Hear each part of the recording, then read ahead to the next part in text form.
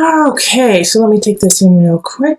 We do have two people showing up in this reading in the reverse. The Page of Swords, which is often an air sign, so Aquarius, Gemini, Libra, and then also the King of Cups, who is a water sign, so Cancer, Scorpio, Pisces energy, and they're both in the reverse and they're right next to each other. So I get this feeling like they may be working together against you, or they may be working together and you're like a third party to them. So it could be in relationship. You could be the person on the side and you don't know it, but more so, like the Page of Swords energy is young, is very young. So this could be a child, and then the King of Cups, an adult. So you could be seeing somebody who has a child, or it could be your partner if you have a child with them. But also I do see this dynamic at work where it's like you're working with someone maybe over a project you adore, or you are working with a project with two other people and they see eye to eye, but you don't see eye to eye with either of them.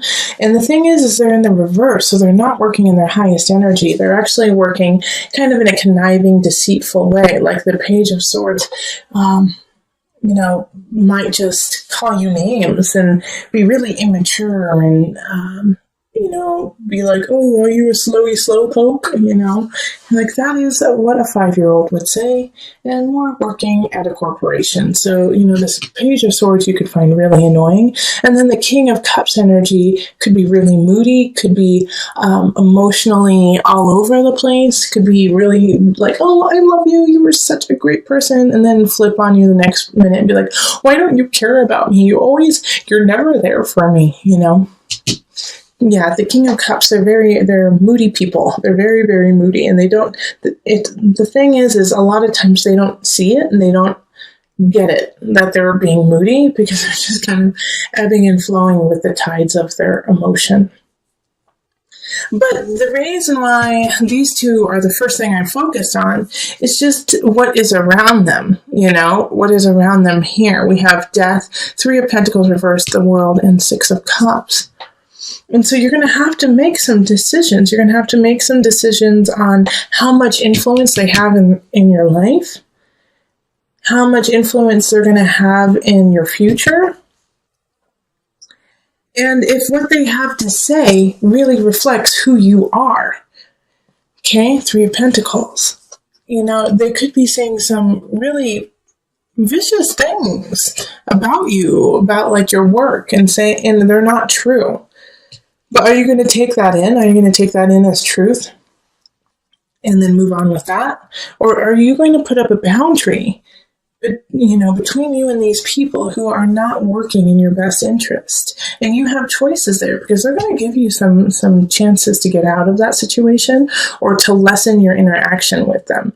And it's going to be up to you to jump on that.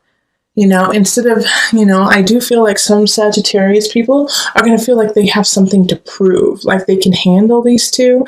And so they're going to be like, no, I'm not stepping out. I'm going to, you Sagittarius, you guys are going to, try to puff up your feathers and be like, I'm not stepping down.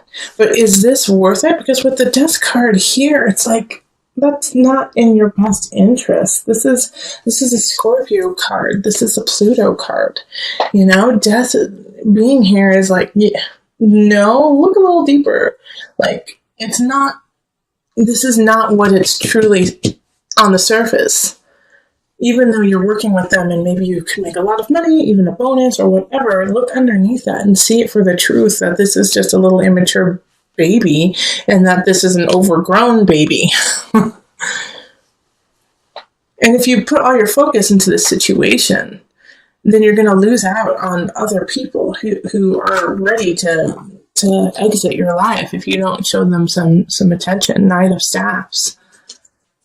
And this is a fellow fire sign. So Sagittarius, Leo, who am I missing? Sagittarius, Leo, Aries. Like there's somebody here who wants your attention, who's worthy of it. And so you need to step up into that and say, oh my gosh, you're awesome. I'm so sorry. I've been so sidetracked with some babies. And there's a future with them. There's a future with them and there's this connection. It's like you look in their eye and it's like zap, yep.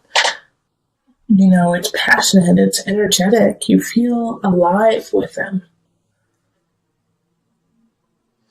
And if you're in a really solid relationship, and so you're not even in this realm of looking for somebody, this is you. This is a Knight of Staves. This is you. Fire. Get out of that situation so you can start a new beginning. And you have to take those steps to get to your future, to get to the world. Which is like, this is the end and the beginning, 21.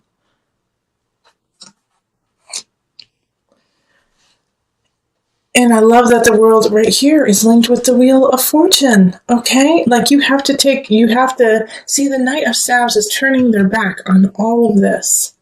Turning their back on what is happening here with this malarkey, with these two people. And going off on their own adventure. You have to let this die. Okay? So that you can come down to the Wheel of Fortune. So that you can come down to your Jupiter, your expansion. We also have the Three of Cups, and this is linked to the World and Wheel of Fortune, and also the Three of Pentacles, too. And I can totally see why it's linked here, because you have to, once again, create that boundary, because they're going to try to sway you out of your future, these two people. They're going to say, no, you can't do it. You're not worth it. You need us. You need us to be successful. And you can't take that in. You have to let that go in order to get to your joy and your Wheel of Fortune and your celebration. And I do want to put a spin on this too, that it's not just work. I do feel like for a lot of you guys that it's going to be in a work situation, but this could be in a family dynamic. Like this could be sisters, a sister and brother. This could be mother, father, who are just breathing down your neck on what you need to be and who you need to be and what you need to do. So just pay attention to if you start to feel smaller, if you start to feel like, well, I can't do it. No, I'm not good enough. Figure out, take stock in that and be like, where did that come from? Where did that self-doubt come from? Who seeded that within me? Bing, bing, bing, bing, bing. Page of Swords, King of Cups. This could be a spouse and a child, This could be your husband, wife, and your son or daughter. Not saying that they're bad and that you need to cut them out, but you do need to sometimes create boundaries even in the family setting so that they do not rule over your soul. Okay, so we're going to pull from the Mother Wisdom deck for some added guidance. Mountain Presence. The same cards keep popping up in the Mother Wisdom deck. I'm pretty sure another sign got this. Mountain. All right, let me read you just a tidbit from it. But stay strong like a mountain. And presence. This really speaks to also the collective reading of looking forward. Children live like the Buddha. For them, the present moment is the only moment. They embrace what life offers breath by breath. One moment a child may be awash in tears and the next chasing a butterfly. With each experience of the present, we too have the opportunity to be more fully alive. Where are you in the here and now? Are you worrying about a note that came home from your son, or have you escaped into a fantasy of another kind of life? If so, Mountain asks that you return to the present. Presence gives us a much-needed still point. Shifting seasons and fleeting lives circle Mountain's immovable mass. Her sure center serves as a world axis connecting the earthly plane to the heavenly realm. Around the world, mountains inspire worship and demand mindfulness. When you draw this card, let presence become your practice. The ascent of mountain's steep slope serves as a walking meditation. If you are not present, you will slip and fall. If you fixate on conquering the peak, you will miss the flowers along the trail. Cultivating an awareness of each step allows anxieties to drift away. By the time you reach the top, a rarefied silence will quell any lingering agitation. Poised between heaven and earth, this is the best place to fall in love with presence, your own divine beingness that exists only in the now. Okay, but we have the Queen of Pentacles, and they're, the center of the remainder of November. So this is an Earth sign, Virgo, Taurus, Capricorn energy. And since I picked this extra card, the gift, I really feel like they're a gift to you. They're going to kind of help you in connecting yourself to a new beginning, a financial wealth beginning, something that, could create a new future for you. But however, the only way that this is going to come in is if you don't stand idle with fear. Okay, the Nine of Swords is looking at fear, taking it, being right in front of it and dealing with it instead of standing frozen. Don't freeze up, unless you're planning, take time to plan. I love planning. I have a lot of Virgo. But the Nine of Swords is like you can't freeze in the face of fear. And the Queen of Pentacles, I think, may be offering you a situation, a new job, a new relationship that will lead to a plethora of abundance. But you have to take the first step. Nine of Swords. Even though you're scared, you're going to have to quit that job. Even though you're scared, you're going to have to finish that project and move on.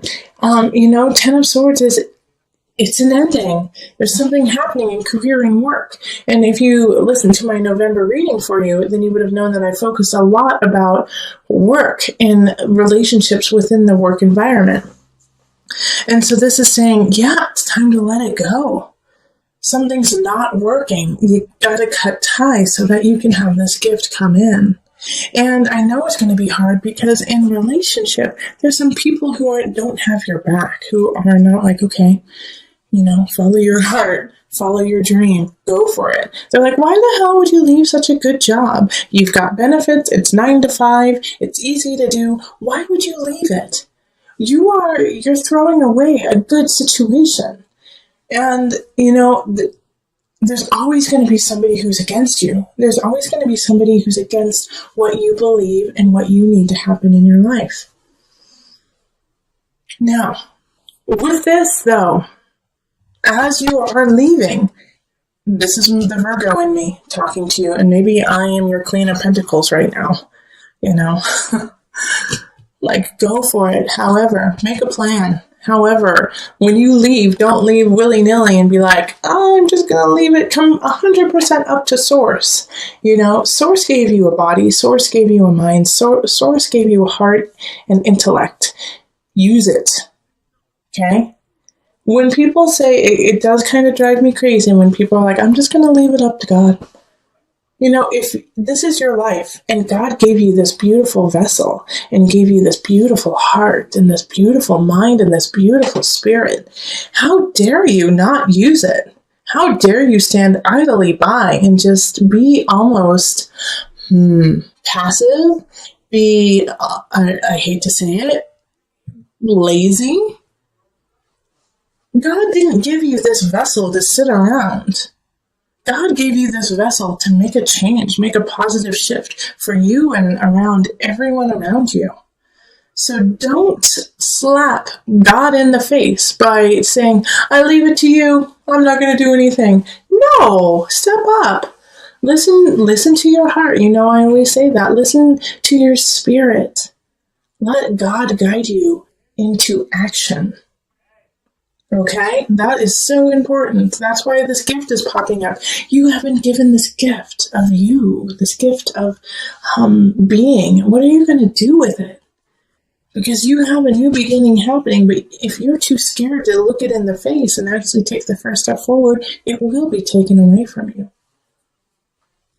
All right, so let's call on the angel cards just to wrap it up and bring it all together. Archangel Michael. Yeah. All right. You're working very closely with this powerful archangel who's protecting and guiding you through this situation. You have guidance. You have protection. Go for it, Sagittarius.